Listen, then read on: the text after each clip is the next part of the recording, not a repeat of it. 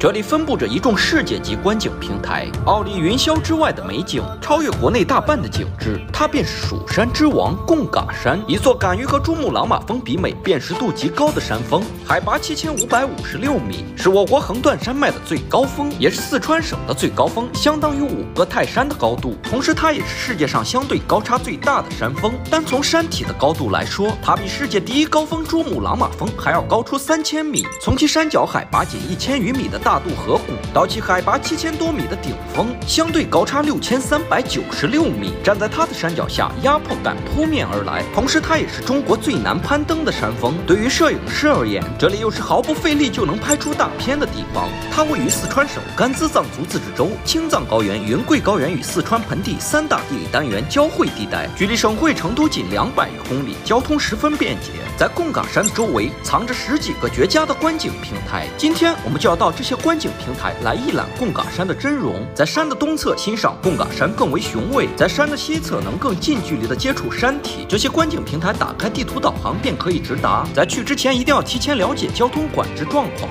首先，我们来到贡嘎山的东侧，这里是牛背山，海拔3660米。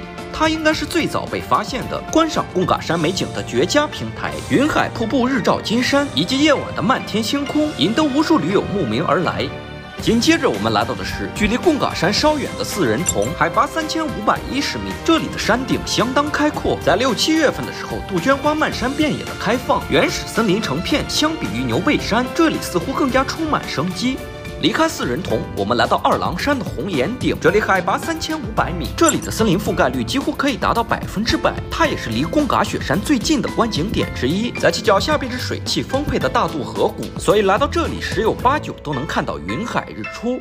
离开红岩顶，我们来到华尖山，这里海拔3450米，相比于牛背山，行程更短，难度更低，但景色也不输任何一座观景平台。值得注意的是，最好在雨季到来之前的5、6月份，看好天气再出发，否则迎接你的可能是大雾弥漫。接下来我们来到王岗坪，这里应该算是一个海拔最低的观景平台，仅2580米，没有多余的山体遮挡，视野相当开阔。在这里，贡嘎山以及它的卫风尽收眼底。在来之前去得物挑选几件防寒保暖防晒的运动装备，大牌质量好，款式全。点击评论区链接，为你的行程做好完全准备。紧接着我们来到贡嘎山脚下的海螺沟，在这里你可以与它来一次亲密的接触。在贡嘎山周围分布着上百条冰川，其中便以海螺沟冰川为最，它是整个亚洲海拔最低的冰川，像一条巨型的瀑布挂在贡嘎山的山体之上。冰川最宽处达1100余米，整个冰川的上下落差1080米，就像一道从蓝天上直泻而下的银河。当你站在它的跟前抬头仰望，就会明白为什么称其为冰瀑。接下来我们将要来到贡嘎山的西侧，相对于东侧的观景平台，这里的海拔会有一个整体的提升，景色地貌也与东侧截然不同。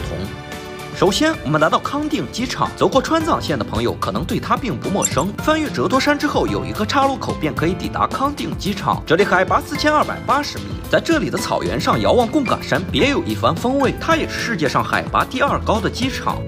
紧接着，我们来到贡嘎山背后的雅哈鸭口，它在旅游圈也久负盛名，海拔4568米，这里是观赏贡嘎山日落的绝佳位置。但是这里的道路时常封闭，来之前一定要了解好道路管制情况。离开雅哈鸭口，我们将来到冷嘎措，一个正对贡嘎雪山的小型湖泊，海拔4500余米，水面如明镜一般，恰好将贡嘎山映入其中。抵达这里的道路较为曲折，需要汽车、摩托以及徒步相结合才能到达。但看到这样的美景时，一路的舟车劳顿便烟消云散。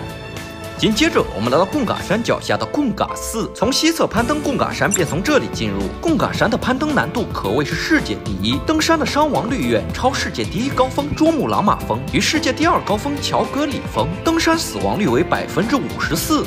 接下来我们来到紫梅崖口，在这里可以一览贡嘎山的7座姊妹峰，海拔4550米，它与贡嘎山的直线距离仅5公里，可以说是离贡嘎山最近的观景平台。站在崖口，贡嘎群山近在咫尺，颇有手可摘星辰，疑似在人间的意境。